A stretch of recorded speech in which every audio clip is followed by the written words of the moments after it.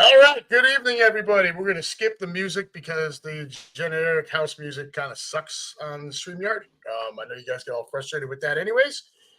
Welcome to episode 3 of the Heart of the Owner podcast, joined as always by Chris Sackmaster Sack up in Philadelphia. Well, I'm sorry, Cherry Hill, New Jersey, and Lou from Dade down in Miami. What's up, brothers? How we doing tonight? Doing great. Feeling good. I know Chris is having a hard time adjusting back to life without the warm sunshine, but no, my pale skin has never felt better. It's being out in the sun. I'm telling you, man, I can't believe. Like, I don't know what stage. Like, I know where you guys are at, like age wise, and I know Adam with your kids. But man, I'll tell you, one of the great kept secrets in life is a swim shirt. A swim shirt. It serves two purposes. One, it covers up your fat ass body. Two, you do not have to waste probably about 3 spray bottles of sunblock when you're in the sun. Like, I did not have to put any drop of sunblock on my chest, my stomach, my back. I didn't have to rely on my wife to like half-ass my back. And I wind up having like spottiness all over the place. She draws a penis in it. Right. Dude, I'm telling you, like when you guys, like, before I started like shaving my head and like really like going to the back, like I would ask my wife, I'd be like, you see the hair is sticking up on the back of your neck. And I'd be like, hey babe, can you touch up the back of my neck? And it's like, zzz, zzz, and that was it. And like, I know like Charlie Brown's t-shirt. Well, probably because like I know when I used to live at my parents' house and my brother would do that for me. My brother was like, like a barber, man. He'd like really like, take his time and make it look good. Man, that's my wife. Like it's a real quick like, and oh, you look good. That's my back. I got your whole back, and then the next thing you know, 3/4 of your back is covered in sunburn. So, yeah. For those of you that are borderline fat, swim shirts are where the hell it's at. There you go. Right? Yeah, I can't. Like, I guess if I lived down in like Miami, where Lou is at, where the sun is more intense, or going on a vacation like you just did, where obviously it's more intense, maybe you start looking at that. But for the most part, dude, like the only purpose it serves for me is to cover up the fat, because I tan really easy, and by the middle of summer, I look like I should be hanging out in Little Havana. So like, I don't have that pale, fair skin problem, bro. Like, yeah, you become Adam Gonzalez, right? Adam Gonzalez. Right. The only thing I do gotta watch is it's getting very thin up here. So if I don't have the hat on, I can literally feel the top of my head starting. Oh, you gotta wear the hat. Gotta wear the hat. Like, you guys ever watched 2.5 Men when it was on? Yeah. Remember towards the end of Charlie's tenure when he became Charlie Waffles? That was my dad in Riviera Maya. My dad was wearing the white bucket hat. I'm like, dude, this guy, and he was feeling pretty good the first day we were on vacation, right when they showed up. I was like, my dad is Charlie Sheen in Riviera Maya right now. He's Charlie Waffles. Hey, the bucket hat is pretty cool though, man. You get filled up with water, dump it on your head while you're in the pool. I mean, it gets the job done. I'm not a bucket hat guy, man. My head's too big for that shit. I brought one back for my daughter for the Hello Kitty thing from Seattle. Not before Liam and I tried to look like badasses wearing the things in the stadium. I had mine one way. Liam flipped his around the other way, so we were like, just trying to flex with Hello Kitty hats on. Lou Mancini's still awake. There's a surprise. What you doing, brother? How are you? It's only 8:30. He said he was going to try to adjust. He gets up really early in the morning. Yeah. Yeah, he's very early. Speaking of Lou, how's it going down there in Florida, my brother? Oh, it's going great, man. I mean, I'm wearing my Panthers T-shirt here. We got I knew that was coming. Panthers doing it again. State champs, right? We knocked out our rival Tampa Bay Lightning last night. Win that series rather easily, 4-1. Of course, I was the one game that they lost, but hey, it's a great time. Stay away. Say it again. Just stay away. Yeah, stay away, right? But no, man, it's an exciting time down here. When your hockey team's trying to go for a back-to-back cups, couldn't ask for much more than that. Listen, man, if Toronto does beat Ottawa tonight, you'll have to do the Lord's work and make sure that Toronto does not sniff the conference finals. Absolutely. We are. Yeah. I'm hoping it goes Yeah. 7. I want those teams to tire themselves out waiting for us. Oh yeah, absolutely. You want them to beat the hell out of each other. Yep. Yeah, 2-1 right now, and coming to the end of the second period, 2-1 Toronto. Yeah.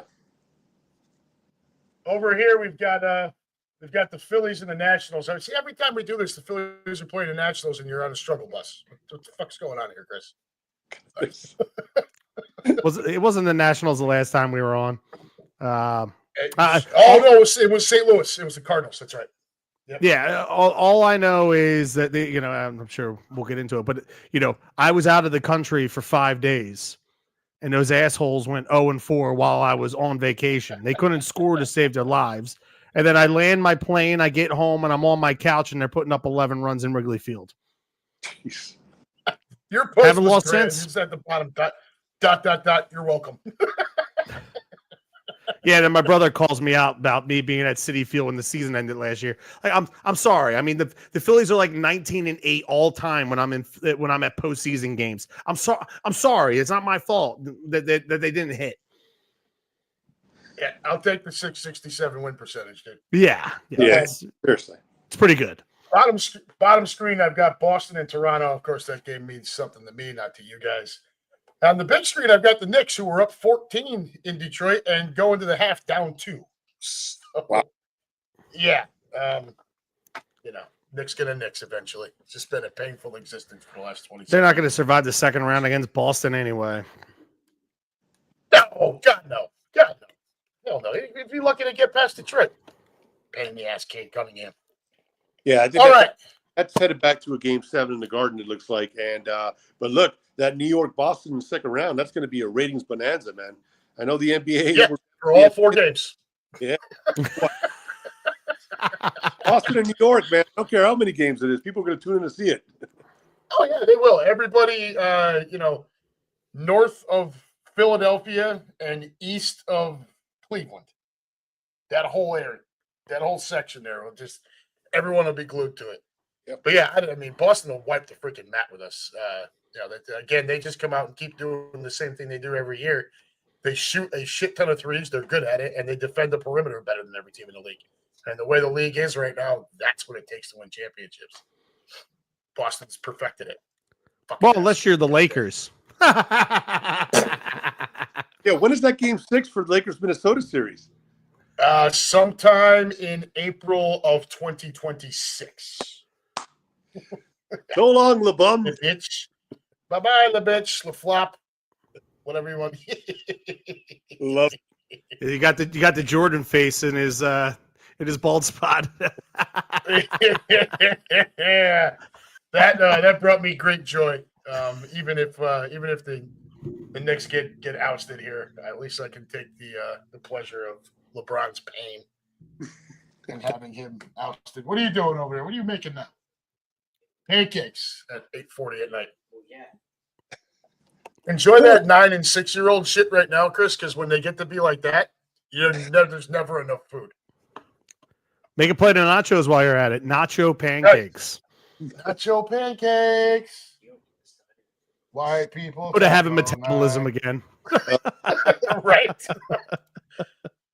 Hi, Ash. How you doing, darling? Hey. Is that the reason why you have to maneuver? Is she taking up the submarine window today? No, she's actually out working, so she's heading home any moment. She's probably listening on the road. So, hey, babe. Hey, Ash, shoot a text message to that hot ass sports broadcaster in Miami. Tell her to tune in for the Heart of the Order. We'd like to have her as a guest sometime.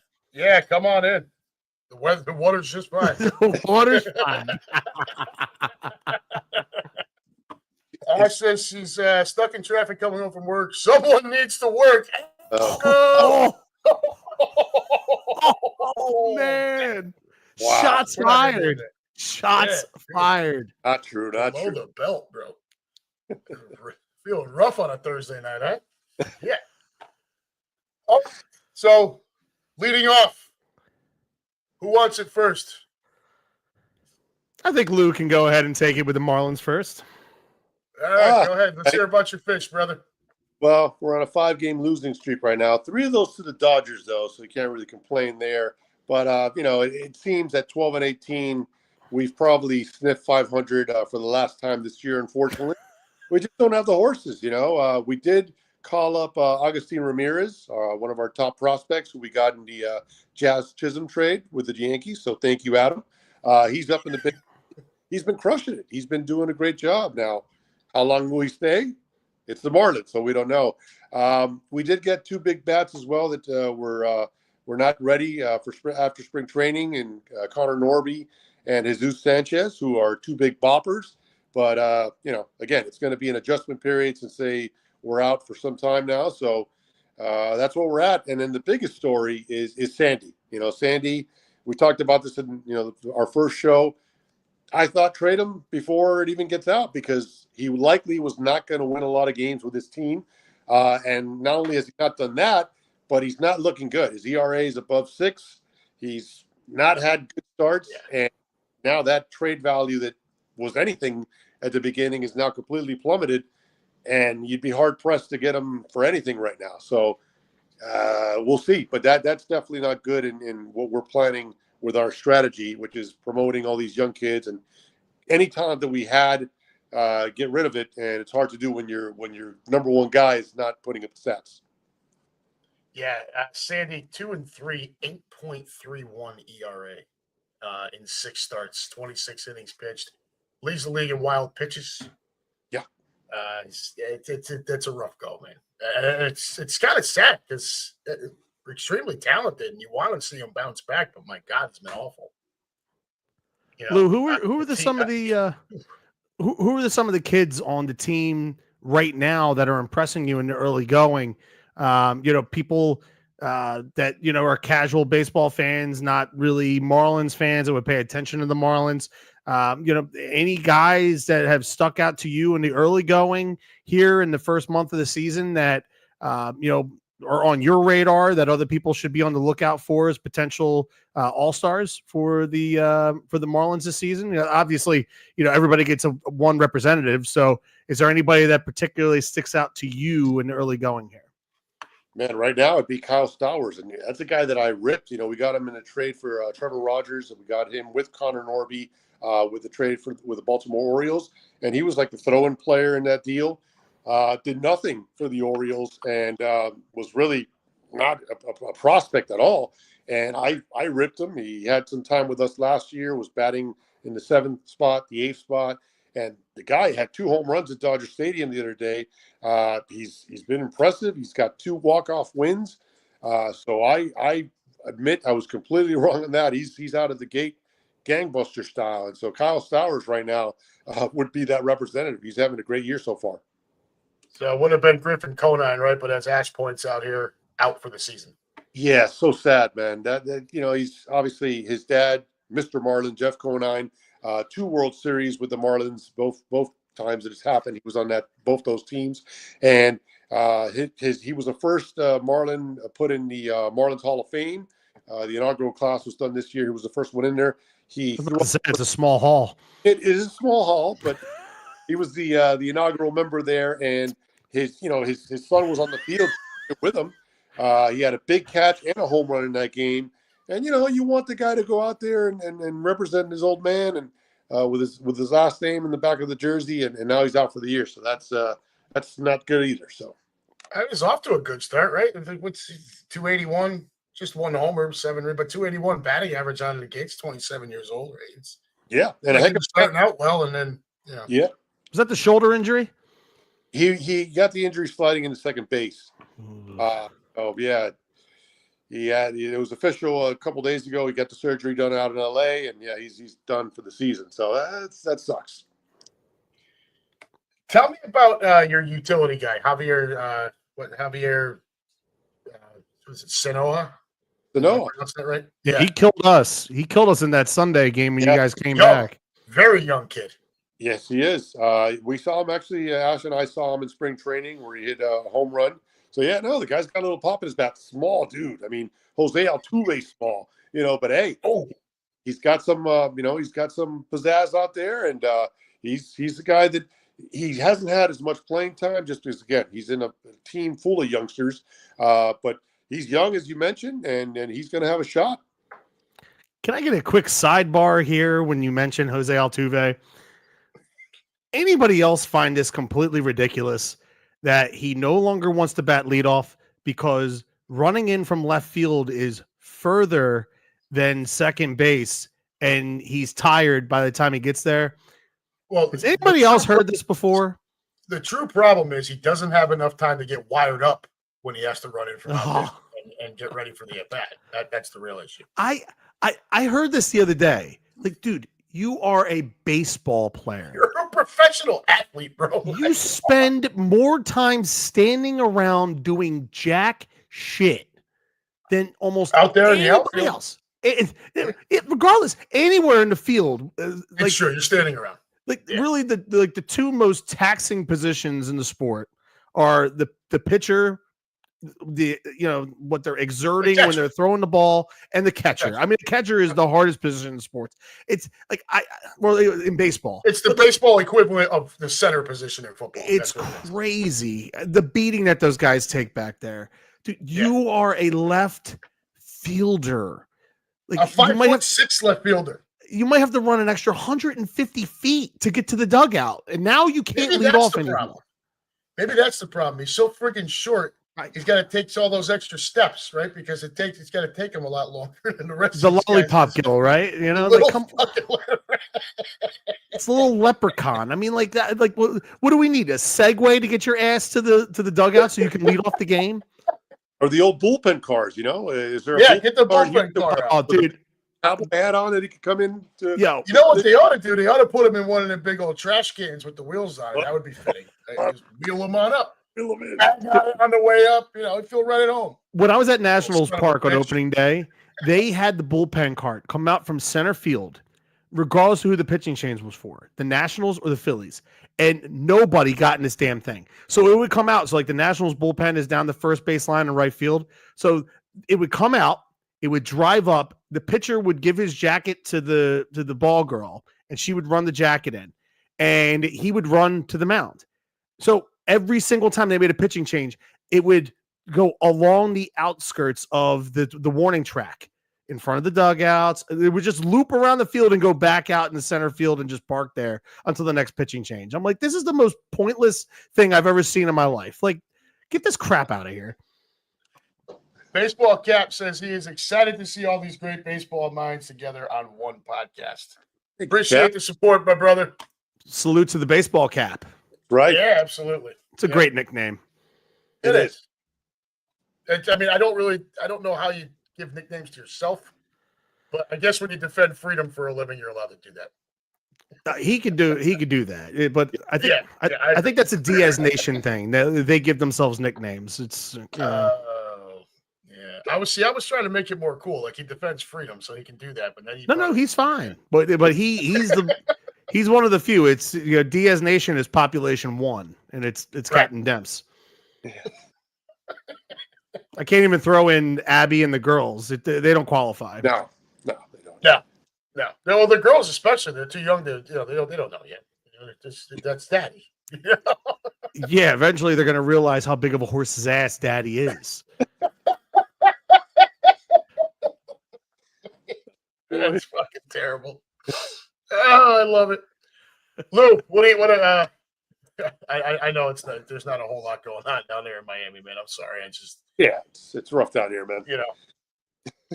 You got a Stanley Cup and you have a chance to defend it. I mean, that's at least you have that going for you. Yeah, that's very true. More than that, man. It's a great time, and so the Heat. We won't speak on them, but they got swept out in historic fashion.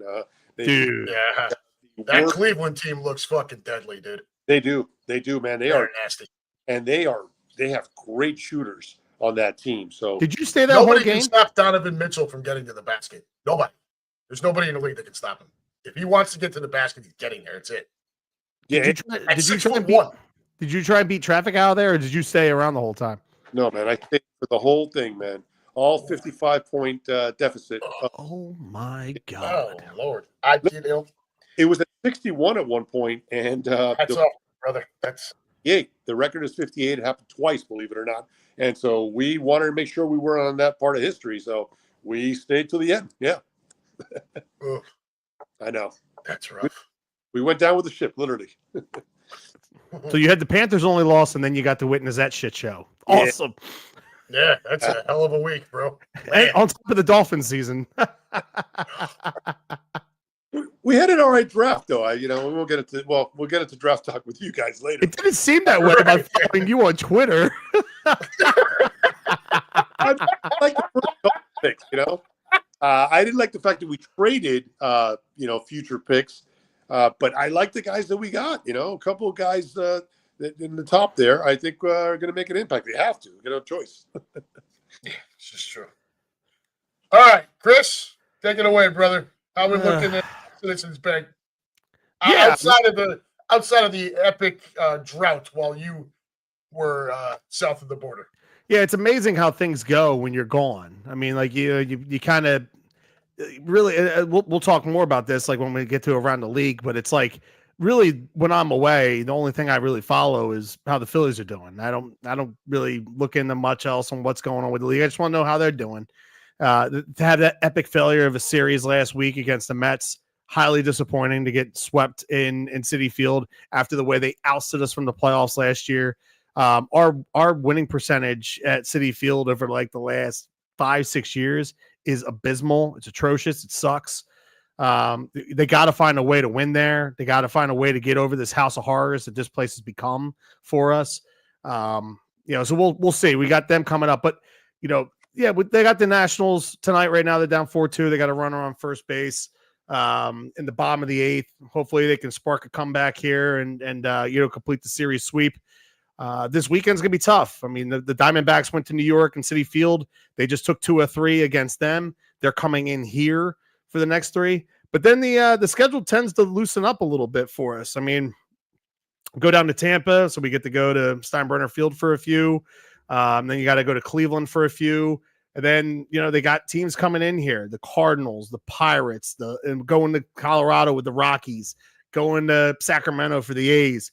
Like, these are the opportunities over the next few weeks for this Phillies team to get hot.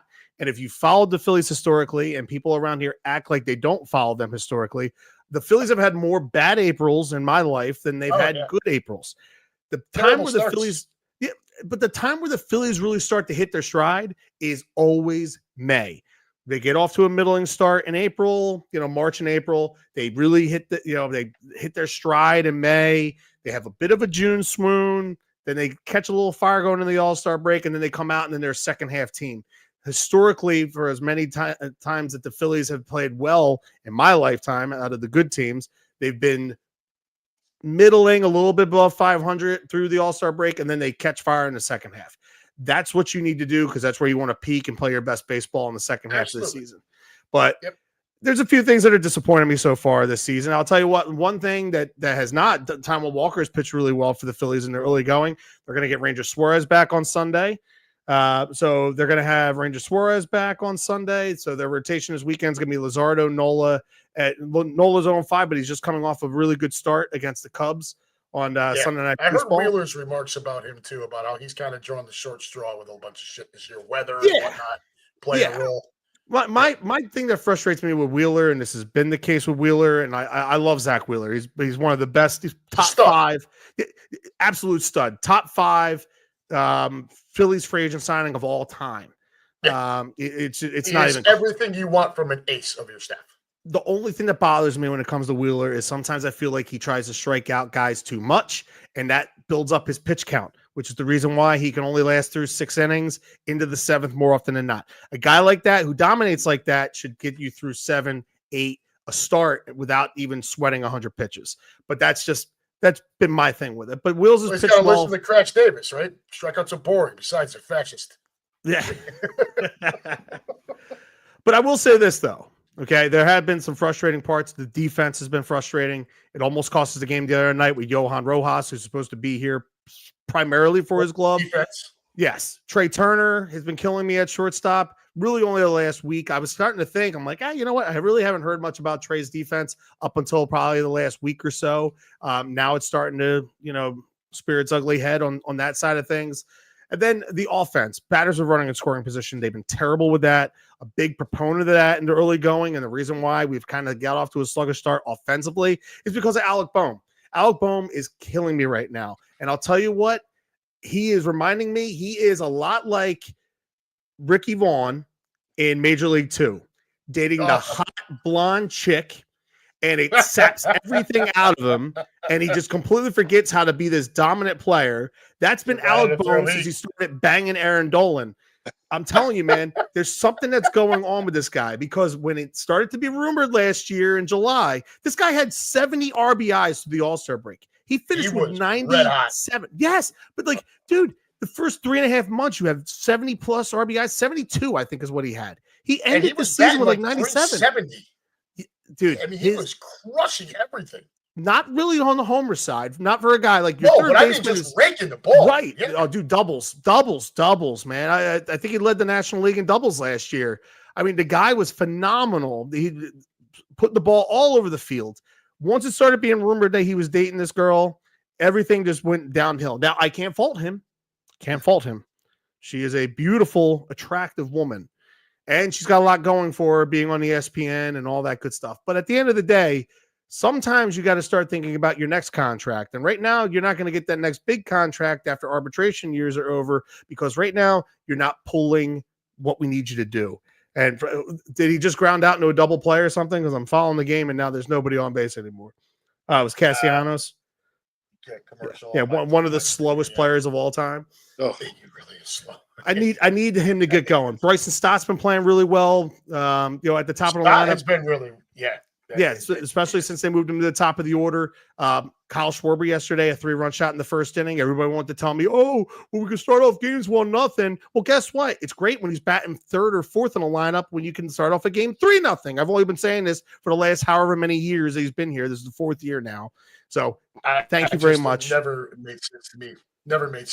I'll pat myself on the back on that one. It makes zero sense. Trey Turner's bat has been getting going, even though his glove. I need Bryce Harper to get going, though. Bryce Harper, so far in the early going, he does not look right. I'm not going to say that he's hurt. I don't think that he's hurt, but I just don't see that fire out of Bryce here in the early going. We need him to get going and be Bryce Harper. He's going to be, because at the end of the day, you are what the back of your baseball card normally says you are. But I need Bryce Harper to really start getting going here. Batting 230 is Bryce Harper. It's not acceptable. It's not acceptable at all. I don't care what point of the season it is. 230 with 5 home runs ain't gonna cut it, man. It's not what you brought him in for. It's just not. No. He's a number 3 hitter. 290 at worst. Every night, right? He's your number 3 hitter. He's your best overall hitter. He's your MVP. This is the guy you brought in, right? And he's just, I don't know. Is it the first base thing? Is he timid because of injury? I mean, what is, because he almost looks like he's uncomfortable. Like, like you said, you don't want to say he's hurt, but he almost looks like something is way off. Like, I don't know if it's his timing, if he's not, he looks uncomfortable. I saw something. Somebody posted something on Twitter the other day, Twitter, X, whatever the hell you want to call it. So he had against the fastball in his first, 2019, 20, 21, 22, 23, 24, his seasons as a Philly against the fastball. I don't think he had a batting average that was lower than 330 against the fastball so far this season. And this was probably through Sunday or through Tuesday night's game. 216 is what he's batting against the fastball this year. Shit. Yeah. You can't. Wow. You Bryce Harper, you need to punish players. You need to punish pitchers for throwing you fastballs. Yeah, dude. Like, holy cow, 216 on a fastball? Yeah. I mean, you think a guy like him wouldn't even see that many of them. And, when he does, it's usually a situation where it's time for damage, right? Because the pitcher has to throw one. Correct. And especially now he's got protection. He's got Schwarber batting behind him. Yeah, that's odd. But he's still seeing the ball. His walks hasn't been affected. He's always been a walking machine, and he's taken his fair share of walks this year as well. So it's not that he's not. Yeah. All right. So here it is. 2019, 304 against the fastball. Baseball Cap says he probably needs LASIK. 2020, 309 against the fastball. 2021, 336 against the fastball. 307 against the fastball in 22, 317 in 2023, 319 in 2024, 216 this season. Oof. Yeah, that's got to change. And this was posted on Tuesday afternoon. Yeah. So, So not including the last 3 games. To Lou's point, I mean, his on-base percentage is still 370 despite a 234 batting average. So he is walking. Everything else seems to be right. So the cap, no, I don't think it said he's not seeing the ball, man, because he's still working his walks. He's just something's not right. Something's way off. You just expect more from a guy like that. And guys like him don't fall off the shelf that fast, right? It just isn't like no way. No way. I need to see hair on fire, Bryce, again. I need to see hair on fire, Bryce. That's and God bless him. He's been worth every penny of the contract. Every penny. 2022 postseason, 2023 postseason, up until game 6 and 7 in the LCS, and last year's postseason, he wasn't the reason why we lost to the Mets. He's been worth every penny of that contract. What he's made the Phillies do and made them become uncomfortable as far as spending extra money and going over the luxury tax threshold, being like an assistant general manager, every penny of the contract, he's been worth it. However, you can't sit there the last 2 years and ask for an extension on a 13-year contract when you have 6 years left on it, and this is how you want to play. No, I'm sorry. You need to see more. No. Yeah, you're going to have to deliver a little bit better than what you're doing right now. That's for sure. Agreed. And look, before we move on to the Yankees here, Chris, another thing you need to be concerned about is obviously the Mets are off to a big start, but the Braves are off 0-9. You know, they're now 2 games under 500, and they're right in back of you now. So that separation you could have used, you've kind of let it go. Yeah, and on top of that too, I mean, if you don't win the division, then you're putting yourself in that hole right there for the wild cards. Now, there's 3 of them, and I'll tell you, there's 4 really good teams in the West. Yeah, there are. You know, like the Giants don't seem like they're going anywhere. You know what the Dodgers are, obviously. And the Padres, I predicted them to be my World Series champion this year. And then, the Diamondbacks. Diamondbacks have good pitching, and Corbin Carroll is back. Corbin Carroll is back. Yep, they're starting to get hot now, too. So, the West is – I mean, how bad's it got to be the Rockies right now, dude? Holy shit. Dude, wow. And we're going to get into that. Somebody's going to bring that up here in a few. So Yankees, I mean, a little bit better recently, but no surprise, very inconsistent, right? I don't think anybody should be shocked by that. Rodon looks good. Rodon looks good lately. Right? He's come around more recently, and Judge dependent. Thankfully, Aaron Judge leads the league in the following categories: 427 batting average, 521 on base percentage, 671 slugging, 1282 OPS, 10 homers, 32 RBIs, 50 hits, 29 runs scored, 89 total bases, 4 intentional walks.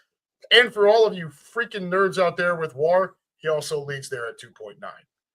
That's one guy. In 1 month. Right. Yeah. Like the rest of this team, not so much. And again, the inconsistency, everybody got off, torpedo bats, what a hot start, all of that sort of stuff. Well, so Jazz Chisholm, first opening weekend, bats .417 with 3 homers and 6 RBIs, 14 plate appearances. Since then, 151 batting average, 4 homers, 11 RBIs in 111 plate appearances. You say Jizz like that. Jizz Chisholm? Yeah, Jizz Chestham. Jizz on your. I hate that asshole. I mean, I know you do. Look up and down this team, dude. I mean, Goldschmidt has been fine, but it's been a series of base hits. Have you seen this? Paul Goldschmidt, he's batting .356 right now. He's got 2 home runs. Yeah. It's all singles. So, like, I appreciate you hitting the ball, dude, but it's like Schwarber. I don't really want you hitting a base hit unless there's runners on, because you're just going to clog everything up, bro. Like, right. Go ahead and swing for it, man. I don't care. When there's nobody on, go ahead and have at it. But, Jesus, the rest of this order, Austin Wells is 213. Jazz, 181. Volpe, Don't get me started. This was make or break year for Volpe. He's batting 237, and he kicks the freaking ball all over the infield. Might be time to, if he's like this on June 1st, it might be time to look at Anthony Volpe that he might just be a utility infielder. Maybe one of those, what do we call them, 4A baseball players? They're too good for AAA, can't quite hack it at the show, right? Happens all the time. Hey, but he was at the 2000. He was at the 2009 World Series parade, though. Yeah, he was an itch in his daddy's pants. Is that Uber driver still your backup catcher? No. It's like I can't with this thing. It's like you got Aaron Judge. When you look at Baseball Reference, his entire line is your bold black print. The whole fucking thing, except for a couple of spots. Everyone else is a shit show, except for Goldschmidt's batting average. That's it. That the whole offense is Judge, and then inconsistency the rest of the way through. Cody Bellinger is batting 204. Freaking job there, guys. Nice, right? He's another one, that opening series. 14 plate appearances, 400 batting average, a homer, 6 RBIs. Since then, in 99 plate appearances, 184, 2 homers, 10 RBIs. It's like this up and down. They have like a couple of games where they go bananas, and then for a week, they can't hit the broadside of a barn. Cody Bellinger's only worry is the only number he worries about is 420. 420. That's it. He's high all the time. And you can tell. They show the close-up of his face at the plate, and he just looks high all the time. Smoke weed every day. Yeah, right. Just because I got high. Right? I was going to clean my room, and I got high. Rodon, like you said, Chris, Rodon's been better lately, right? He's 4-3 overall, 3.43. Yeah, he does lead the league in strikeouts, hits per 9, and strikeouts per 9, which is a little alarming with the way he started. Max Fried has been as advertised, man. He is 5-0, 1.19 ERA. He ain't striking out a whole bunch of guys, but I don't need him to. Go ahead and just keep getting outs, bro. Like that's all I care. The problem's the rest of the starters. Carrasco, Warren, Schmidt, and Stroman, 3 and 5, 6.43 combined in 76 in the third innings. Rodon and Fried combined are 9 and 3, 2.39 and 79 and 2/3.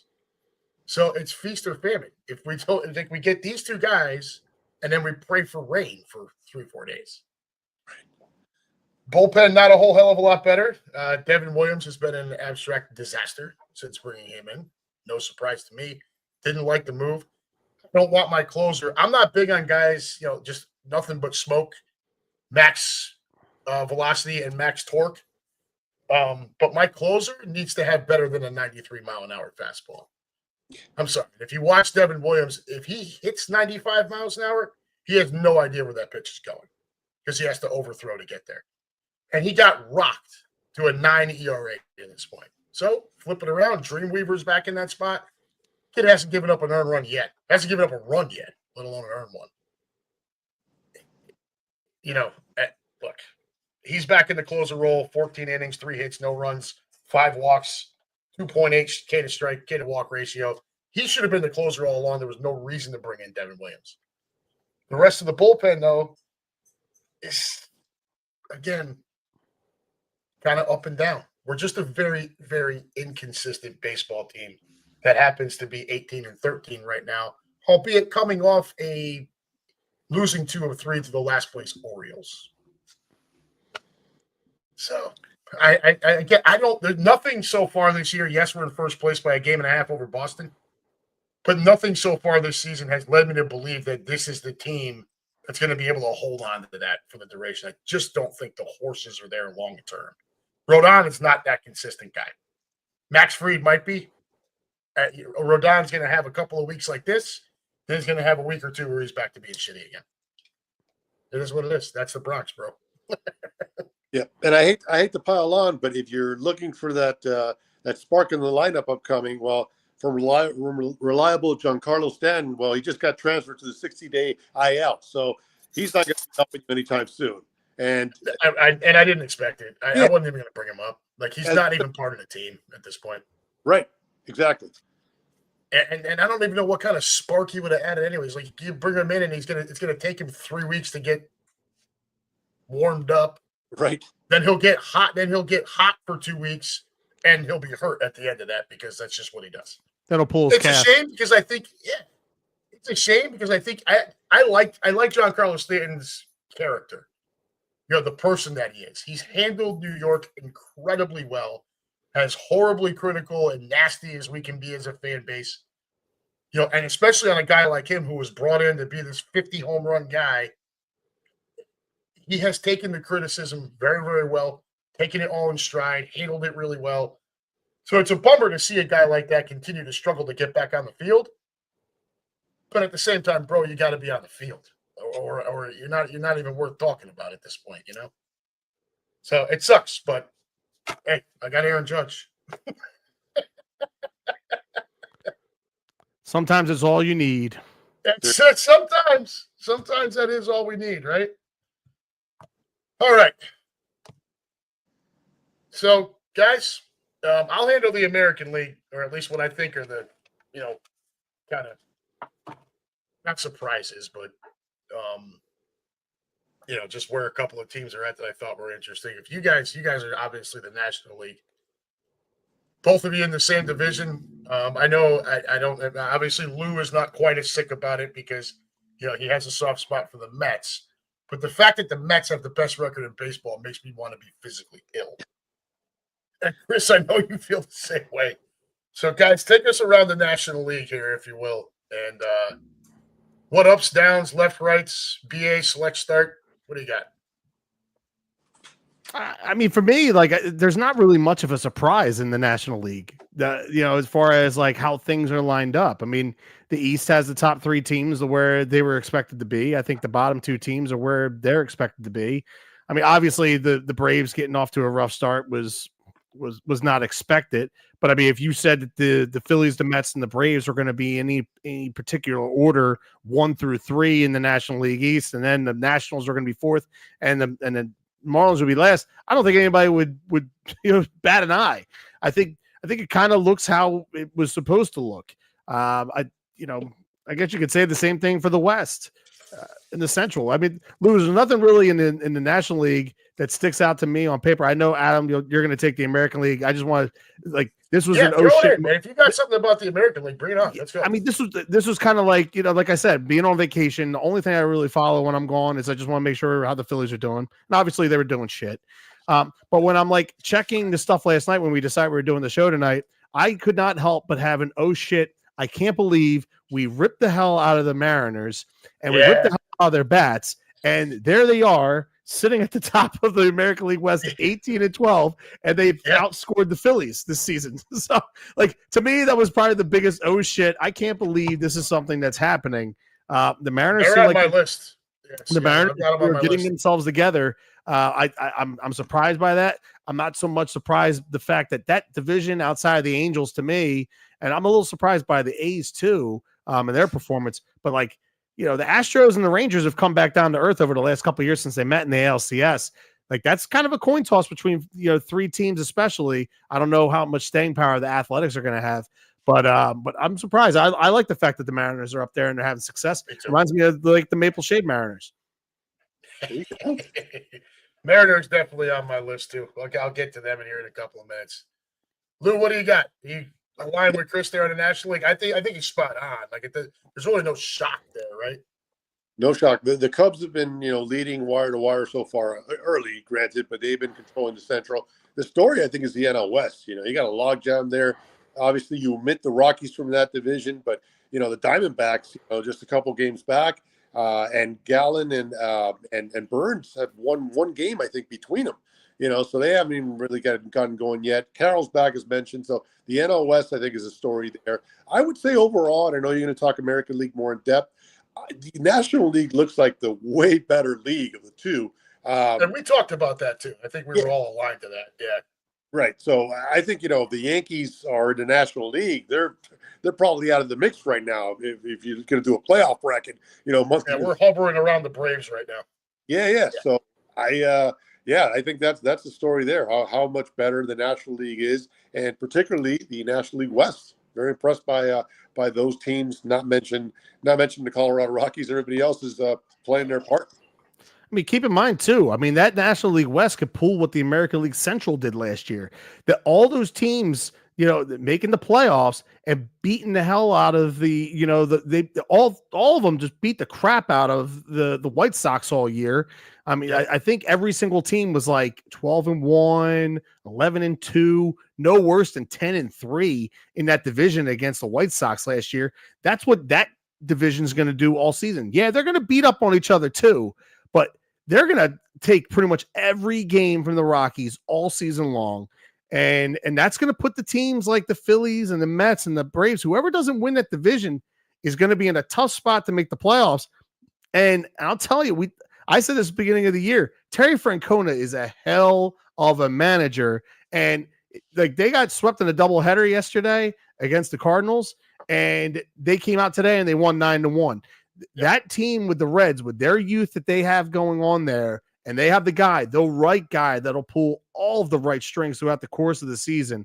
And he's the type of guy, he's a manager that's going to force somebody to make a move. Yep. He's going to force their general manager to make a move for something that they need at the trade deadline. That's a good ball club there in Cincinnati. It's not a foregone conclusion this year that there's going to be 2 or even 3 teams coming out of that National League East. It's not going to happen this year, not with the way the West is playing and beating up on the Rockies. Yeah, the Reds, and I just give you a little standpoint for living out here. The problem, and it's just like the Bengals. The problem is the owner. They just don't spend. I grow, and I think all 3 of us have talked about this before. I grow very tired of hearing about baseball ownership that we can't, we're small market, we can't spend all that stuff. We watched it for 60 games during the 2020 season, but no fans were allowed in ballparks. Baseball profited just fine from the freaking TV deals. So all that is nonsense to me. Yes, there's owners that have more. Obviously the Mets, the Yankees, the Phillies, your huge market teams and your big time owners. But I don't want to hear any owner crying poor that they can't afford to go out and add pieces and make that team what it should be. I think the Cincinnati Reds are a team that when they're good, it's better for the sport overall. I think they're one of those teams. I think the Orioles fall into that. I think the A's fall into that bracket as well. When they're good, or at least competitive, it feels natural, right? It feels like a natural part of baseball. I don't know that you're ever going to get that as long as the one spot you can't fire continues to be a part of that team. Castellini family just does not spend money, and it's horrible. Ellie De La Cruz is going to end up in New York or Philadelphia or Chicago or the freaking Dodgers, whether they're, the Avengers that they're assembling out there.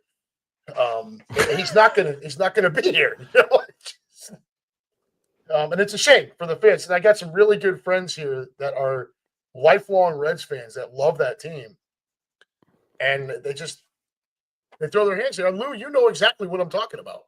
100%. That they have a Hall of Fame there outside. It's perfect. Ballpark. It's incredible. I mean, it rivals any Hall of Fame that I've ever been into. It's incredible.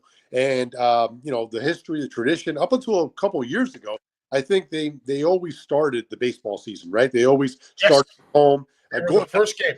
Going back to the 1800s, you're talking about, they're one of the charter members of the National League. And so, you had a parade the day before opening day. I think that tradition still tradition still happens down Findlay Street, I believe it is. So, to your point, baseball, the sport in general is better when teams like that with all those traditions, great uniforms, with the old logo, when those teams are playing well, it's better for everyone.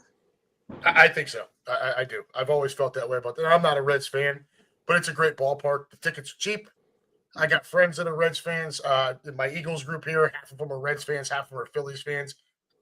I run a trip to go down there once a year when the Phils come to town. It's always a good time. And I do. I think they're just better. The league is just better when they're good. American League, look, I think there's probably anywhere between 5 and 7 National League teams that are better than the best American League team. I think you can look at the Dodgers, Padres, and Giants easily right now. the Mets right now. You want to talk Arizona and Philadelphia too? You could probably throw that in. And if the Braves get right, you could very, very easily have that many teams that are all better than the Yankees or the Tigers right now. Seattle, Chris, you brought it up. It's fun to see. So their first 12 games, they were 4-8. They were scoring 3 runs a game. Since then, they've gone 14-4, averaging nearly 6.5 runs a game. So for a team that couldn't hit, they sure have figured it out. And it's got, surprisingly, very little to do with Julio Rodriguez. Now, at least the way his slash line and his stats are. Now, maybe his presence in the order is helping, but overall, he's not been the producer, right? He's batting 207, 309 on base percentage, 4 homers, 14 RBIs, 681 OPS. Nothing to write home about. It's been Cal Raleigh who's tied for the league in home runs. Big dumper. Jorge Polanco, 384 batting average, 9 dingers. I can't believe he's still around. I've never been performing like this. J.P. Crawford, 289 batting average, playing well. Team ERA, 3.74. And a fun fact about the Mariners, they actually have 2 pitchers named Luis Castillo. There's good Luis and there's bad Luis. You got good Luis, who's 3-2 with a 3.62 and a 1.39 whip. Then you have bad Luis, who does not have a record posted, has a 7.7 ERA and a 2.714 whip. 40-man roster. He kind of up and down from the minors, but I just thought it was funny that you got 2 guys with the exact same name, the same spelling. I like the good Luis Castillo. I've always been a fan of his. Yeah, me too. I wanted the Yankees to go get him when the Reds were shopping him a few years ago. Yeah. Logan Boston, go ahead. Logan Gilbert's on the IL now, so that we'll see how they can maintain this because he's going to be out a couple of weeks, and that's their aim. But listen, from our last show to now, it definitely turned things around for sure. But if you're going to lose your ace, you'd rather do it now. Absolutely. This is the time that right now, if you're going to have any issues at all, you'd rather have to deal with it through these next couple of weeks in early May, into mid-May. Yeah, no doubt. Boston, 1-4 start. They've righted their ship. My AL chance. Fuck out of here. Devers is still struggling with the batting average, but the walks are back where they should be, right? He's leading league in walks. He's also leading in strikeouts because of that rough start. Right. But 10 doubles, 5 home runs. It's like I said at the time, a bunch of Yankee fan friends of mine were all cracking up about it. I'm like, look, we can have our jokes. But guys play to their baseball card, right? Sooner or later, he's going to snap out of it, and you do not want to be on the other side of that when he snaps out of it. And he's coming around. His titties are coming around. Yeah, no doubt. Tanner Houck has been a disaster for them, though he did pitch very well tonight. Going into it, it was 0-2 with a 7.5 ERA. So they're going to probably, for the long haul, need him to turn that around long term if he can build on that start tonight. Crochet's pitched really well.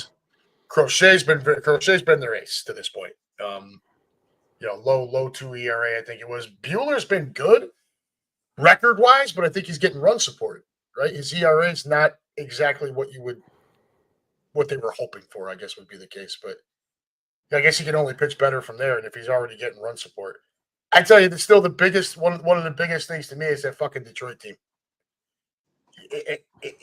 It's almost death by 1,000 paper cuts. You got Torkelson and Green who combined for 14 dingers. McKinstry's hitting 323 at the top of the year, 3 triples. They just keep on winning, dude. I know it's a weak division, and Cleveland is right up their ass, but they're 19-12 with the best record in the American League right now. Okay, and they're pitching. Team ERA of 3, flat, 3.01. Their regular rotation guys are pitching to an ERA at 2.95. And that's a market that will spend money. They've proven that they'll spend money. They're proven that they will add, and they have the farm system to make deals and to bring young guys up and infuse youth into that lineup whenever they need to. That Detroit team is going to be a problem, dude. They're well coached and they're pesky. They believe in themselves. They fight. They got a taste of that postseason last year. They want it again. And Scooble. Scooble never hurts. Right. Yeah. Right. If you go into a 7-game series against them where you face the possibility of you're going to face them at least twice, if not 3 times, if it Right. goes 7 games. Can you So that's a imagine? pain in the ass. Like you're a Tigers fan last year at the trade deadline, like right before the trade deadline, and you're trading off like Jack Flaherty, and like you're rumored to be shopping Tariq Skubal, and I will guarantee that they have a top 3 record in all of Major League Baseball since August 1st. Yeah, It's, it's probably not even close. Like they have been unbelievable since then. And AJ Hinch is not a fool. I know he was No, a he's fool. not. He was a fool with the whole, cheating scandal and all that shit. Like I still get think it. that was more Cora than it was him. Yeah, but he knew. But he's still the guy. He's the manager. He knew what was going on. But like Yep. he knew what he was getting himself into with the Astros. And when he got let go and he got his opportunity to come back into the game, you can't tell me AJ Hinch didn't have his opportunities out there. And he went to the Tigers, and everyone was like, "Oh, well, why would you go to the Tigers?" Well, he knew something was coming, and this is just the beginning for the Tigers. This they're going is to the be start around of for a something. while. Yeah, It is. I agree. They're going to be around for a while. They're going to be a pain in the ass for a while. Yep. And again, Hinch, well coached. So they're going to be. It's going to be a pain in the ass. As far as you get the Yankees the rest of the way here. So we've got what is that? 6, 12, 18, 24, 27 games between now and June 1st. If we can get 16 and 11 out of that, and beat a June 1st at 34 and 24, I would take it. But, coming up, we got 3 at home against Tampa. Home against Tampa for 3, San Diego for 3. Then we're at the A's and Mariners. Home for the Mets and Rangers, at Colorado, Angels, and the Dodgers. So you got to make some hay early because that Dodgers series and the Mets mixed in there is going to be a royal pain in the ass. Texas is no slouch either, of course. the good thing is the cream filling in that Oreo is you go to Denver and you play the Angels.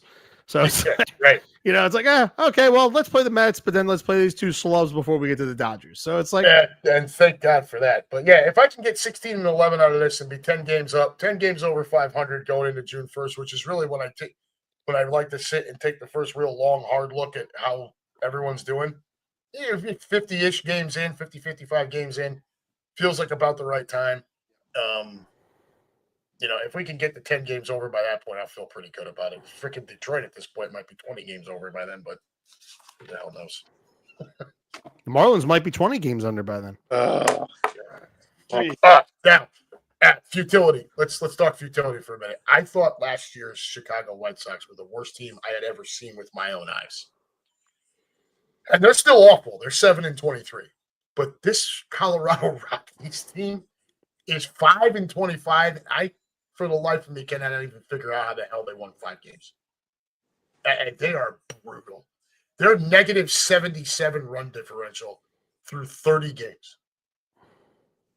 That's atrocious. Yeah, on the last show I mentioned, hey, they're bringing in these 2 prospects, and now we know why. I said, why would you bring up these 2 kids when you're in an unwinnable division? Well, their team sucks. It sucks. All these guys. I honestly, it's awful. I don't know what's worse, their record or their City Connect uniforms. Oh, and speaking of City Connect, somebody, that should be an honorary golden sombrero is again the Chicago White Sox. They had the best City Connect jerseys, those freaking black Southside jerseys with the thin white pinstripes, and they got rid of them to look like the Chicago Bulls. yeah. What? I mean, what? Why? Those Southside jerseys were freaking awesome. If I was just a baseball fan and didn't have a dedication to one team, I would rock that Southside jersey everywhere, dude. They should be beside themselves. That was the best City Connect jersey. And they fucked That it was up. the only good thing on the South Side. The stadium sucks. Getting there sucks. Everything around it sucks. The team sucks. The area smells. It's just not playing. Dude, I'm telling you, man, it's like it's the Antichrist, and it's on the opposite side of like baseball heaven. It's like North Chicago is gorgeous. The women are beautiful. Wrigley Field, bars and restaurants as far as the eye can see. The mecca of all things that's baseball. right there in north side of Chicago. Then you friggin' hop on the red line and you go straight down. As soon as you get off the friggin' train, it's nothing but scalpers and homeless people. And like, there's one friggin' bar that's right there, and it wasn't even open like ahead of a day game. And you get inside, like if you buy a ticket in the upper deck, you can't access the rest of the damn ballpark.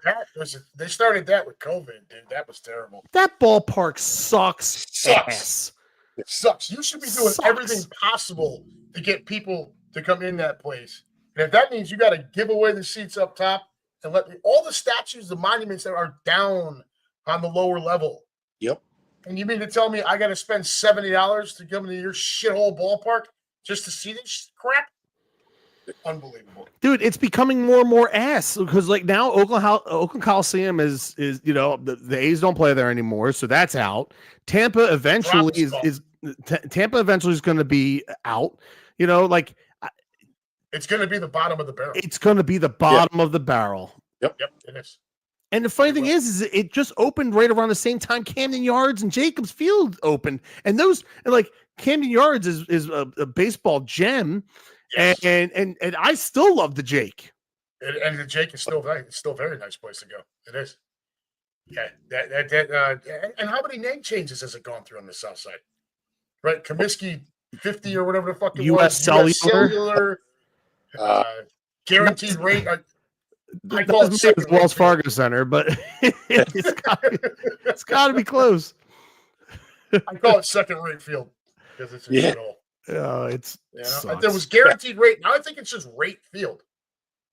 I think that's its name, right? Rate field. Like, really? Ugh. What a dump. Ugh. Awful. All right. I think we're gonna get to everybody's favorite part now.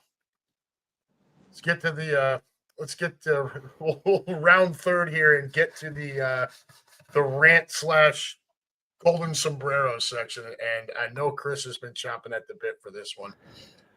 Good. Take it away, brother. The draft left plenty of low-hanging fruit, and I feel us as sports fans, with at least a small platform, have an obligation to air out that low-hanging fruit. So, by all means. I know this is a baseball show. I love the fact that it's a baseball show because I get enough football talk to last a lifetime by listening to the local sports talk radio shows that are in this town. However, I can't for the life of me understand why. And again, like if we had regular Green Legion radio still going, and if we had like the pregame show, I would air my grievances out on those shows. But this is the only platform that I currently have. The fact that people are making a big deal out of a prank phone call shows how low society has gone. The fact that a defensive coordinator and his 21-year-old son have to come out and publicly apologize for making a prank phone call to a NFL draft prospect. And the NFL has to fine an organization $250,000 and a defensive coordinator $100,000 goes to show you how low society has become. Because I couldn't tell you how many prank phone calls I've made in my life. I couldn't tell you how many pranks I've made in my life. Couldn't tell you how many times I played knock, knock, zoom, zoom and watched fat people walk out of their houses in their whitey tighties, rummaging through the bushes, looking for somebody. This is borderline fucking ridiculous. The fact that people are so butthurt over a prank phone call. I did not see anybody make a big stink of it when it happened to Cooper DeJean last year. I didn't see it happens more than people want to admit. That Tyler Warren happened to him this year. Abdul Carter happened to him this year. We're making a big friggin' stink out of Shadur Sanders, who fell into the 5th round. And I'm telling you right now, if you look at by the way. But if you look at the video footage of the war room, the draft room of the Browns, they were not excited about making that pick. They were forced to fucking make that pick. And this kid right here, all of the audacity, all the pompous jackassery that this kid has put out there. Listen, you got what you deserved. You were drafted where you deserved to be drafted. And everybody as anybody can see that with your reaction, your interactions with Cam Ward, where Cam Ward wants to be known as a football player and you want to be known for your NIL bullshit and your rap career and being legendary and all that crap. The fact that this happened, the only thing that was a mistake in this whole entire catastrophe that people want to try and make this seem, because people are making a bigger deal out of this than they do with murder cases and rape cases. Like, oh my God, the sheer audacity of this child. He's 21. The stupidest thing that these idiots did was post it on social media, where they would have gotten away with it scot-free. Yeah, I agree. I can't believe how stupid they are for posting it. But the simple fact that everybody wants to sit here and make a big deal out of a prank phone call. Like, I'm listening to Sports Talk Radio the other day, and they're sitting there in Philadelphia. They're asking professional athletes who played in the 90s, what would you do if this was your son?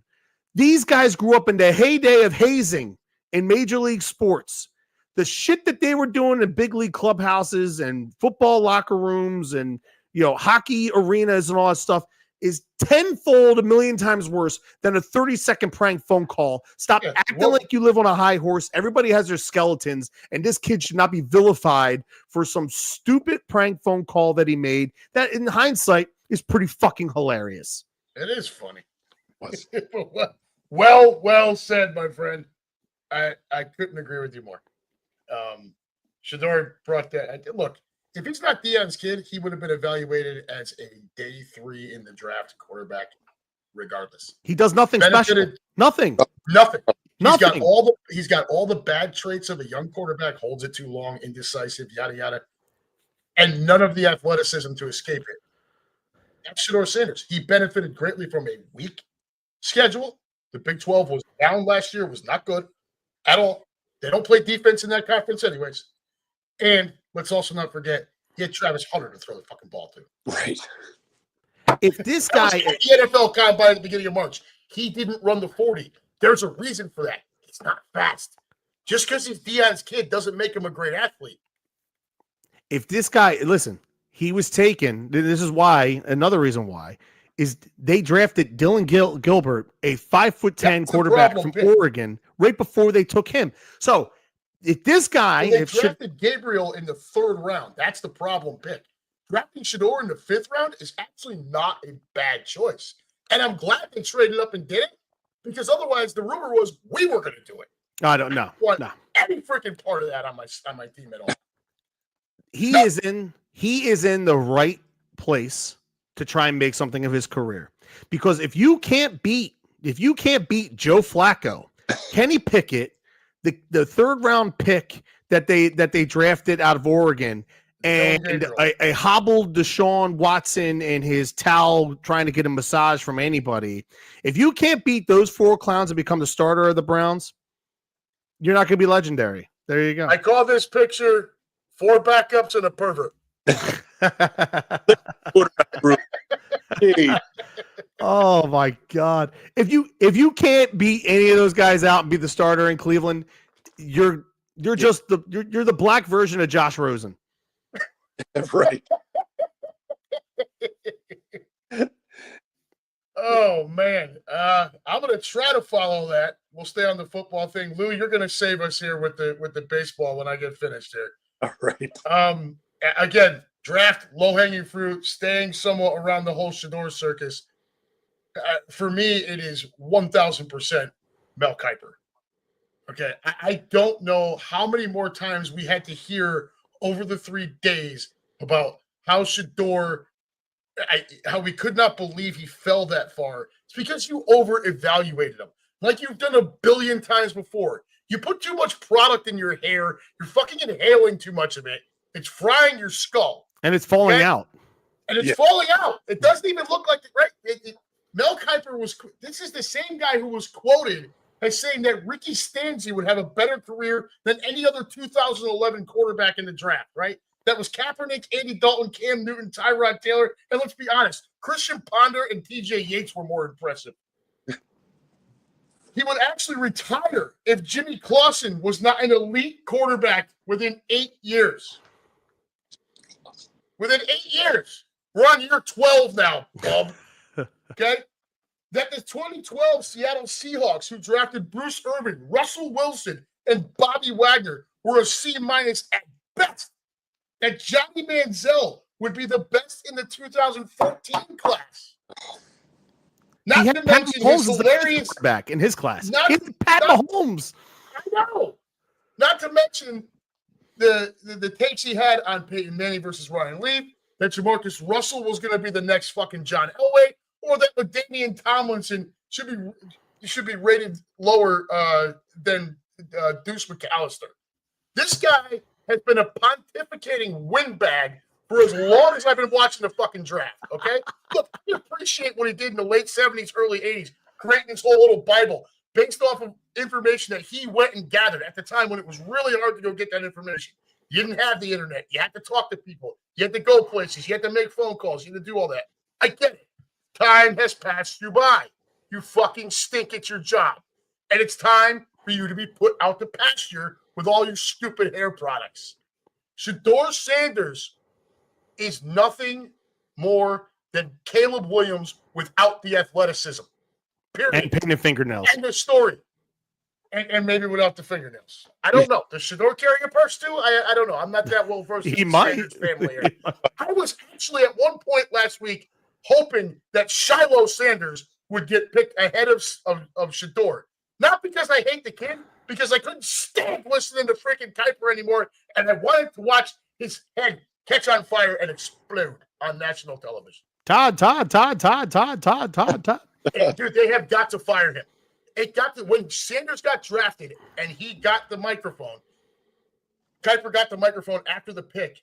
He went berserk about why it took so long, would not let it go, to the point where literally everyone else on the panel kept repeatedly trying to professionally tell him to shut the fuck up.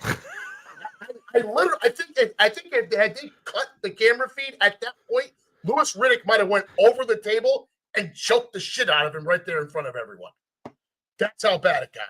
They've got to. It's time for him to go away. He cannot be the lead on next year's draft. He just can't. Either go with McShay or someone else. Bring back don't care who. McShay. Bring back Yeah, McShay. Bring back McShay. He was so much better. Yeah. I rest my case. Bravo. It's beautiful. I love it. Lou, Beautiful. reel us back in here a little bit with some baseball, will you, brother? I will, but if I may here, we're on the NFL, so I'm going to dig into the NHL and the NBA because, as I mentioned at the beginning of the show, Panthers and the Heat were in the playoffs at the same time, and I don't know who thinks it's a good idea, at least from a local perspective down here, to put two games, Game 3 in the series and Game 4 at the same exact time, the same exact date. Ridiculous. All right. I mean, there's 4 other series going on. I mean, I understand when you do your preseason and your regular season, you can't do favors here. But when you're down to 4 series, you can't call another network and at least make sure that the same market isn't getting the same home game on the same date and the same exact time. It's just ridiculous. It's not, it's not fair. It's something that needs to be looked at. And come on, man, do better. Sorry. Holy smokes, that's brutal, dude. I just also don't think that the NBA thinks enough people give a shit enough about the NHL. That's just them being smug and pompous because they hear the noise. They know everybody says that the NHL playoffs are better than the NBA playoffs. It's just the NBA playoffs know that they're going to draw more numbers. So regardless if it's the Heat and Panthers, as much as seeing a Panthers game is so much better, being there in person and watching a Panthers game on TV playoff wise is so much better than a Heat game. I know you're more basketball than you are hockey, but they know that the NBA, no matter what, that they can draw 7 million people to watch that game in that time slot, and they can draw 3 million people to watch the Panthers game. Well, I get that, but I know it sucks. It sucks, but they're not gonna try and do that with each other. But I'm just saying from a gate perspective, right? Yeah. You want that arena to be sold out. It's gonna be sold out regardless. Yeah, but we knew season ticket holders that aren't able to attend. Some that we know that actually had season tickets to both teams. Your season ticket holders, your loyal Miami fans that might be season ticket holders for both should not be forced into a situation where they have to make a choice. Exactly. It's ridiculous. It just sucked. It's a horrible situation. I mean, I agree with you. 6, 1 p.m. slot time, and then they had the Monday night game was at 7. They had 3 other time slots, 7:30, 8, 8:30. I mean, they could have fixed it. I mean, come on. It's not that hard, So anyways, I had to get that off my chest. I'm going to I don't blame you, man. baseball, and I'm going to pick on the Kansas City Royals, and I'm going to do it because they teased their fans. Noah Cameron, one of their top prospects, comes up the other night. He was not told that it was going to be a spot start, even though a lot of people thought that he was not going to, have a full trial. But nobody said he was going to be sent down immediately after the fact of what he did. And what did he do? He went 6 1/3 of no hit ball before giving up a hit and being removed from the game. He did this all in 69 pitches. All right. Good number. Yeah, exactly. Right. I think he, but he gets removed from the game, gets a pat on the back, and gets demoted back to the minor leagues. Look, the Royals, I understand they may not have an available spot for him right now, but in the same case that you shouldn't bring up a prospect, and if he gets destroyed and doesn't even last a full inning, you wouldn't send him right back to the minors. You're going to give him a shot. I don't think a guy that comes in here and allows one hit on his very last pitch of the night, and you send him back down to the minors. And it was never, again, advertised to the fans that he was, coming up for a spot start. It was kind of leaked out afterwards after they tried to do some PR and damage control. But come on, you got some excitement there. You got a kid that did his job. Give him another shot in the rotation. Well, that's a team trying to contend too, right? Like they're trying to build something there with Bobby Witt and everything, right? Like they just, they're right there. The American League is a whole bunch of teams that are right in and around 500. They're one of them, right? Nobody's pulling away from everything right now. So they should be doing everything they can to put themselves in a playoff position. I agree with you, man. And the thing is like you don't bring up a guy like that and dangle the carrot. Like normally when you bring up a prospect like that, they're there for good. Unless they completely fail, then you send them back down to try and fix themselves. But like it's like last year with the Orioles when they brought up Jackson Holliday. He came up, everybody was excited. This is the next big step. This is a great thing. He struggled. They sent him back down in the minors, and then they promoted him back. But like you can understand why they sent him back down. Sure. Like guy like this, normally it's we're promoting you, you're here to stay. You can't dangle a carrot in front of a fan base and then just quickly, pull it out from under them. Especially not a fan base that you've provided much to over the last, they had the World Series 11 years ago, right? 14, 15. Really those 2 years. Yeah. But outside of that, there's been nothing to speak of since the mid 80s, right? Like that was it. Yeah. So you suspect, I agree with what you're saying about dangling the carrot. I think it intensifies when you talk about a fan base that has been starved for baseball success for as long as they have, for as consistently long as they have. And I say baseball success because we all know that Princess Mahomes has his fucking titles out there. Yeah, they can suck my ass on that one. Right. Yeah, my whole white ass. Every square inch of it. Yeah, right. And it ain't getting any smaller, fellas. Pucker up, bitches. All right. Final thoughts, guys. Chris, take it away. My final thoughts are I'm disappointed by how the Phillies performed tonight, but hey, they got a big series this weekend against the Diamondbacks. I still fucking hate them for the 2023 NLCS. I'm probably gonna be spiteful towards them like I am towards the Giants for 2010, and I still am with the Cardinals for 2011. And just pretty much everything else. I mean, I'm looking forward to as this season continues to progress. I like the fact that the weather is starting to turn. We're starting to come out of the cold weather here. I left here from Mexico and it was, we had the 80s on the Saturday and then it was like in the mid 60s and whatnot. This is a great time of year. May is that time now, except for the weeds. I'm sick and tired of the weeds. I just mowed the lawn the other day and it's just, the dandelions and, like the white puffy things that, you blow them and they go, it's like, it stinks.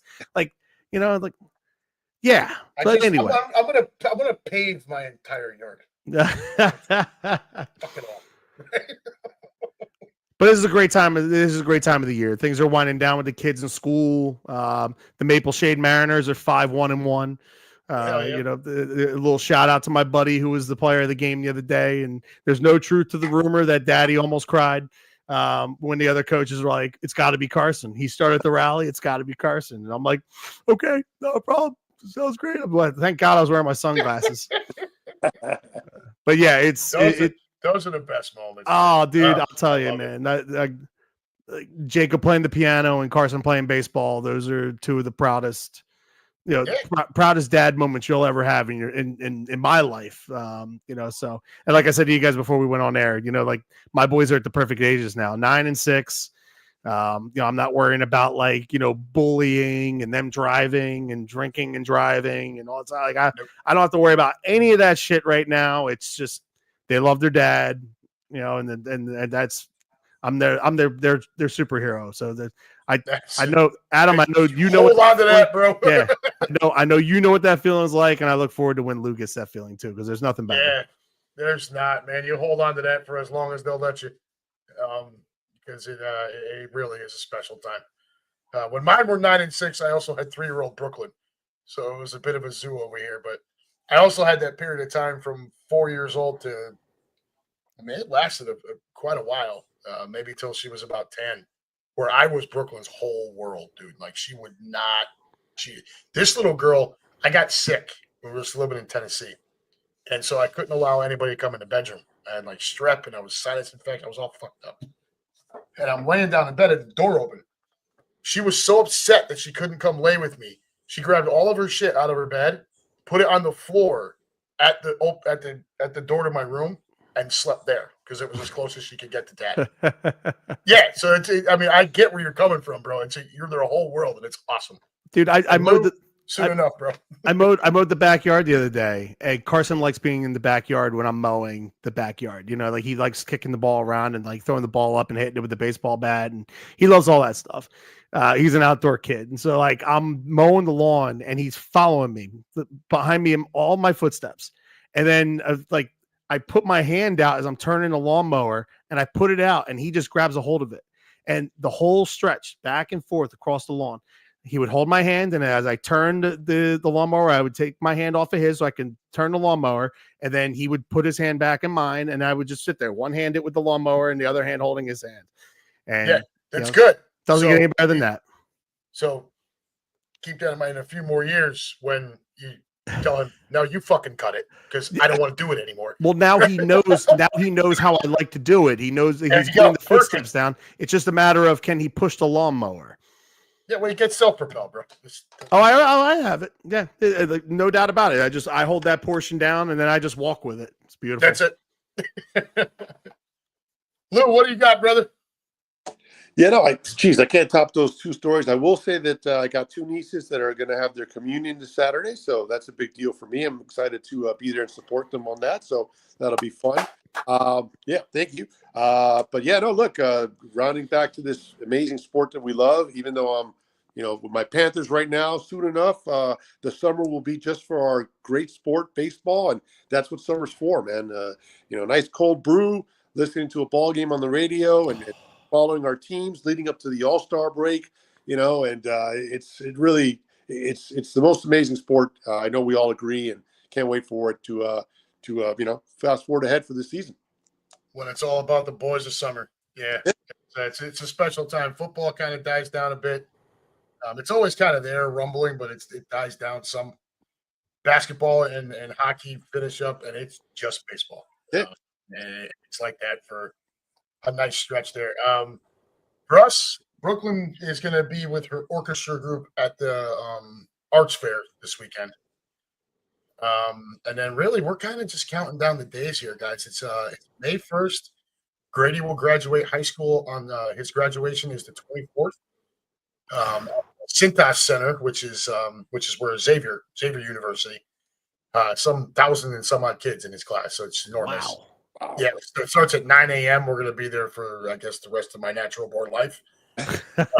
Are we going to do a live show while you're at the graduation? Correct, right? I'm going to go live from there with my freaking, I got one of those gimbal things. I go live holding that thing up.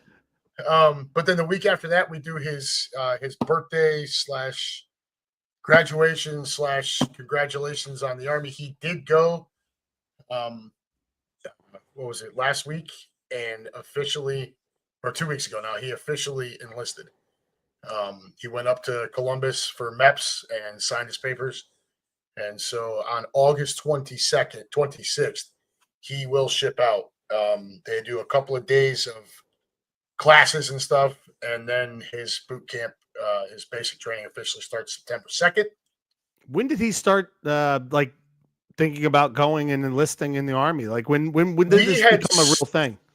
I had sat with him and talked to him. He's not a good student, right? So it's very much struggles high school and schooling in general. And it got to the point where he was having so much trouble that he was putting himself into a corner where his options were going to be very, very limited. And so he was in his sophomore year, his late in his sophomore. He had a chance to either take the SAT or take the ASVAB, and we didn't know. And he came home and told us that he went and took the ASVAB. He never talked to us about it. We had talked to him about military. My thoughts were to push him to the Air Force or the Space Force, whatever the fuck those people do. Something a little bit more. When you think Army, you think, you start Combat line. Yeah. So he comes home, he's like, well, I want to go to the Army. I'm like, oh, how about the Air Force? But no, he's been hell bent on this. He's also considered airborne. So part of his training will involve jumping out of airplanes. His mother's not happy about it. I, however, am like, get that. Has he ever jumped out of a plane before? He has never jumped out of a perfectly good airplane, so I want video. I'm sure that'll be a hoot. I'd be the guy at the opening like this and tell, push me, please. And I turn back again, harder, please. He'd have to throw me out of it. But good for him. Why are your pants over there? So he'll wrap up basic training in November. And then it's like 5 days after that, he goes for his job training, which will take place in Fort Meade, Maryland, for 20 weeks, and then Fort Benning in Georgia for 2 weeks. And then he gets his first assignment, which is Fort Bragg in North Carolina. So once basic training is over, I don't know if he'll actually even have an opportunity to come back home in between. He may not. If he does, then that will kind of be it. Once he goes off for job training, he likely will not come back home after that. So that's how the year's going here. It's a big year over here. Brooklyn will turn 12 on May 20th. He turns 18 on May 27th. So big month of May and a big year coming up. One thing about the All-Star break, and give this some thought for when the next time we talk. I think I have a way to make the home run derby a little bit more fun. And I think if you always do it in Colorado, okay? But only put fans behind where you can have netting. And then you just have a pitching machine throwing about 80 miles an hour and let them use metal bats. And just see how fucking far you can destroy this baseball. It just let them unload, dude. I mean, come on. The All-Star game and the Home Run Derby are in Philadelphia next year. I know. And there's two things that I want to say. Because there's only one man that's ever gone up to the third deck in right field. Barry Bonds went off the facing of it. Quick shout out, Chris, real quick. Yeah. I do want to give a quick shout out to Captain Demps. He has been amazing through this whole thing with Grady going to the Army. He's been very helpful. Always there to answer questions and give some guidance. He was out here when we went to the Combine. He was in Indianapolis with us, and Grady was able to speak to him then too. Says he's only about 45 minutes from Fort Meade with no traffic. I'll stop in and look at him. So again, That's awesome. Captain, I want to thank you very, very much. He's the best. Yeah, just Baseball cap. Baseball cap, man. I just saw his question about do season ticket holders get first dibs on All-Star game tickets. I think you get a shot at them for sure. Lottery, right? But I'm sure the full season ticket holders probably get first dibs on that shit, and then the partials will be involved in there as well. But I do want to see the third deck because Barry Bonds hit one off the facing of it in a game, but Ryan Howard is the only one to go into the third deck in an actual game. I think he did it against the Yankees when he had like 9 RBI in a game against the Yankees. Totally possible. totally possible, or it's one of the home runs that you have for Tim Hudson back in like 2006. He had three home runs off of Hudson in a game against the Braves. And I've seen many balls hit out on Ashburn Alley. Still to this day, I think the furthest one I ever saw was Mike Piazza. I was sitting on the scoreboard porch. What was that, section like 243, 244? And Piazza and the Mets hit 7 home runs against the Phillies. This is like 2005. And he hit one out in the Ashburn Alley by the alley store. Damn. Dude, it was just an absolute rocket. I've seen balls go out there, but the other one that I want to see is I want to see somebody put one off the scoreboard in left field. Because I think it's possible. I think if it's warm enough, and somebody really gets a hold of one and clobbers one, they're going to hit one up to Harry the K's, and it's going to get close to the scoreboard there in left field. It's tough to do during a game, but I think during an All-Star game, I want home run derby. I want to be at both. I'm going to be at both. Yeah. But I do not want to be out in the outfield with those savages that have, those home run non-catching virgins. I've caught 2 in one game against the Red Sox in 2009. I have them both signed and framed in my living room, Pedro Feliz and Jason Worth. So I want nothing to do with it. I want to sit there and I want to watch all the balls fly out of the ballpark, and that's it.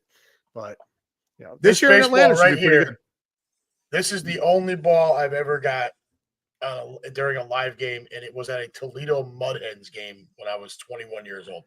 Wow! I keep it up here in my stupid. I bought one of these things. Toledo Mud Hens. Savage juice when Boone did that whole "there's savages in the box" thing. So I bought one of the barrel bug things. I don't ever use it, but I keep the ball in it. But yeah, it says International League right on it. So yeah, Toledo Mud Hens. Actually, a cool little minor league ballpark up in Toledo.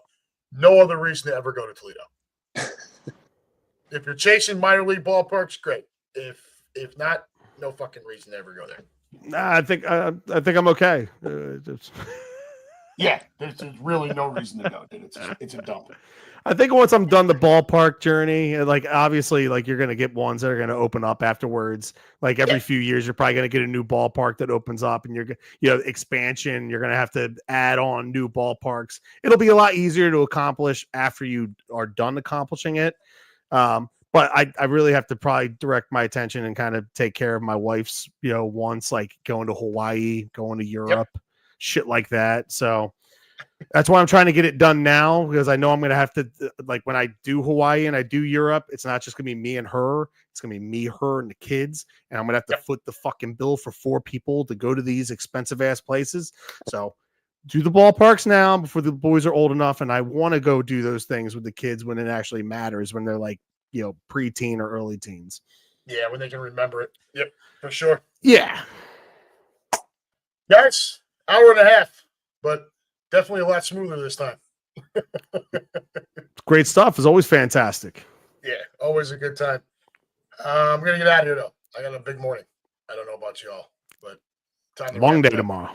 Knicks are trying to blow this. They were just up 10 again a little while ago, back down by 2 with 5 minutes to go. So I'm going to go kill myself watching this, and then I'm going to go to bed. So, Chris Sack, Lou Dominguez. Lou, why don't you one more time give us a shout out for that podcast, 305 Sports down there in Miami. Yep. So it's called the SoFlo Sports Show, and we do it the best day of the week that we can. But obviously, with the schedule release coming out and our Panthers in the playoffs, a lot of good stuff to talk about. And we love talking all sports. So check us out. Very good. Appreciate all right, guys. Take care. For those of you who listen now or listen later, enjoy the upcoming weekend as I close out my normal show. Don't do anything I wouldn't do. Remember, the judge ain't back in until Monday. We'll see you next time. Take care, y'all.